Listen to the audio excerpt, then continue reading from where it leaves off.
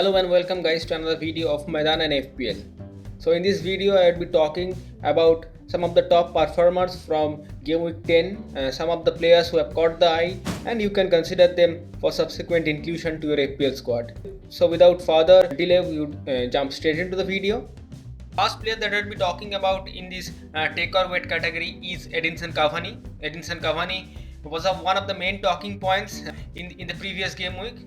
He was playing against Southampton after coming as a substitute in the second half when Manchester United was trailing by 2 goals. He jumped in and assisted the first goal for Bruno Fernandes, and then himself scored with 2 fantastic headers, which is always a trademark from Edinson Cavani. He is known for his heading ability and he has shown that why he can be instrumental cog in that Manchester United lineup. In the game week 10 against Southampton, he had 15 points with 2 goals and 1 assist. He had 4 shots with 2 on target. He created 2 chances and had 2 key passes. And he is the typical striker which Manchester United lacks. He attacks the ball, always closes down the defenders, doesn't like to give them much time on the ball, and also is a great finisher with the header. But the main problem with Edinson Cavani is he is a bit aged. He's already 34 years old and he didn't have much playing time in the previous season for PSG. So the match fitness is always an issue and would continue to pose a problem when considering Cavani as a potential FPL option for your FPL team. But he has shown enough that he has the quality. He played only 131 minutes in the Premier League this season, but already scored 3 goals and also had an assist which he provided for Bruno in the previous game. One of the main stats that can be encouraging for FPL managers is that he scores a goal every 44 minutes, which is fantastic. It basically says that whenever he comes onto the field, he can be an option for a potential attacking return.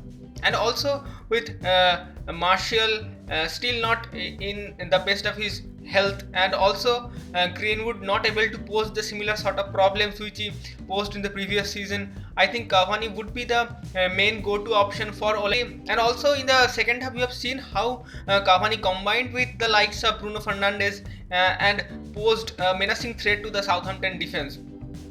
He looked quite sharp in the 45 minutes he played in the second half, and he has some decent run of fixtures in the coming game weeks. He faces the likes of Sheffield United, West Ham United, Leeds, Leicester, Wolves, Aston Villa, Fulham. So the fixtures looks great, and also he can be a great differential. He's merely owned by less than 2% of the FPL managers.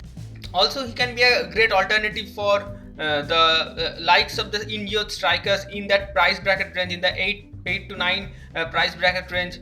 He can be an alternative for Jimenez. Himself suffered an unfortunate incident in the match against Arsenal, and also Danny Ings, who is also currently injured. Also, if you have DCL in your team, DCL have a fixture turn in the upcoming few game weeks. So I think Cavani can be a great option, but the main concern remains about his match fitness and playing time. So the option is to wait for a few matches, see how many minutes Cavani gets in the Manchester United starting lineup, and also how he performs, and then you can safely jump onto Cavani and he can be a great option for your FPL squad. Next pick in the take or wait category is Pedro Neto for Wolves. He played against Arsenal in the game week 10. He scored a goal, assisted the goal for Podence, and is currently one of the main attacking threats that Wolves possess after the unfortunate head injury of Raul Jimenez, and would be getting enough minutes now with the absence of the main striking ability of the Wolves team. Also, apart from the attacking contributions he had in the match against Arsenal, he had 3 key passes and he created 3 chances, had 2 shots on target, scored 13 points, bagging all the 3 bonus points along with that.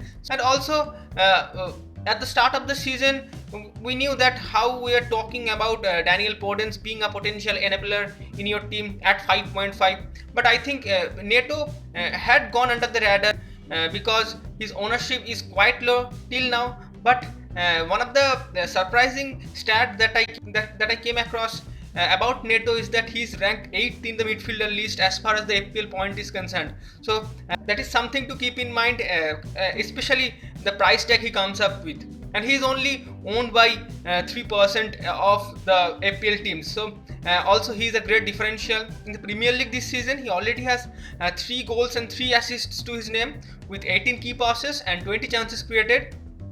Also, he is fourth in the crosses into the penalty area. He can dish out delicious crosses for the Wolves strikers to attack, but the avenue of points via the crosses can be affected after the injury of Raul Jimenez. Also, he may not be a 90-minute man. He may be rested in a few matches. Also, he may come off after 70 or 80 odd minutes in a match. But considering his price tag, and I think looking at the consistent performance he had put in throughout this season, he would continue to take over. But also we have to keep in mind that he has the difficult run of fixtures coming with the likes of Liverpool, Chelsea, Tottenham, Manchester United in the next 6 game weeks. So that wouldn't be easy for any teams, let alone Wolves. But the fact remains that we would not be playing Neto for all the matches. He can be used for the favorable fixtures that are in between those big matches. So you can bring in Neto in the starting playing 11 for the matches against the likes of Aston Villa, Burnley, Brighton, and can be a great enabler in your team at such a low price. And also the options at 5.5, if you compare the options that you can have for a similar sort of price range as of Neto, there is Souček, who is not performing much. Alan Saint-Maximin, his match is postponed due to a COVID issue, and also Podence may have got a goal, but Neto is ahead on all the stats as far as the FPL points is concerned. So I think Neto can be a great option. Keep him in your team, play him for the easier matches, and you can get a huge chunk of the points from Neto. For moving on to the next player, just a quick shout out that if you like the video, please drop a like, comment on the video about your options, and also support the channel by subscribing to our channel. It means a lot if you continue to support and provides enough motivation to continue to make such FPL related content throughout the season.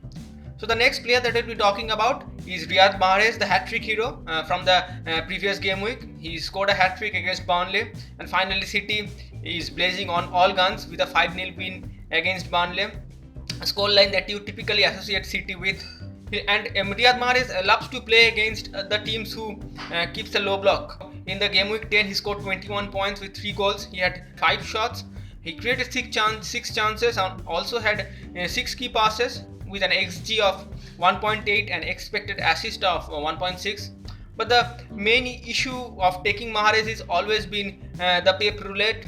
Every time the team list comes up, you are panicking and checking whether Mahrez is in the starting 11. So that has been always an issue when we consider Mahrez as a potential FPL option.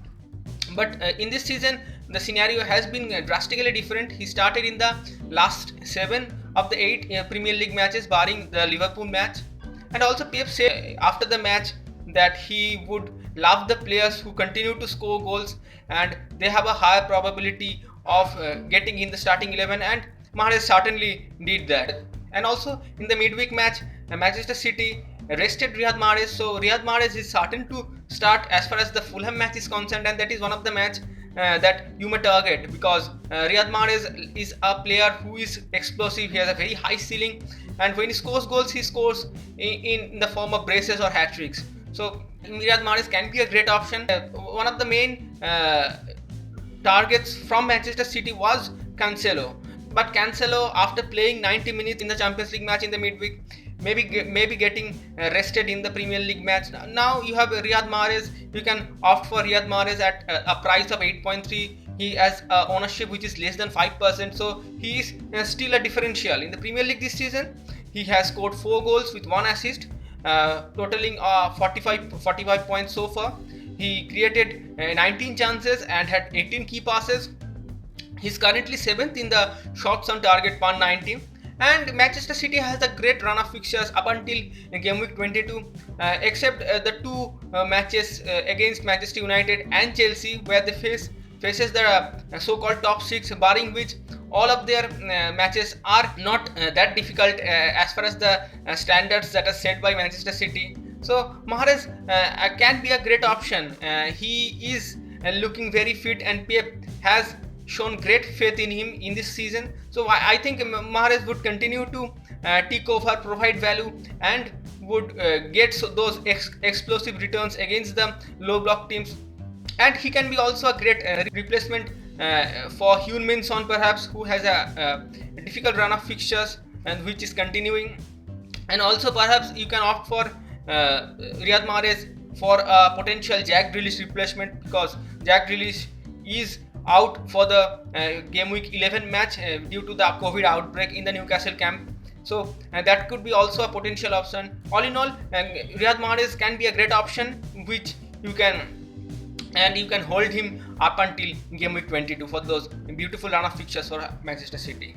So that is all for this video. I hope you liked the video. If you liked the video, please drop in a like and show us some support, because it helps us to motivate ourselves to continue to make such wonderful FPL related contents. And do subscribe to our channel, because it takes a lot of hard work to crunch in those numbers and also complete the editing stuff and upload the video. So that is all for this video. I hope you enjoyed the video. Hope to see you on another video.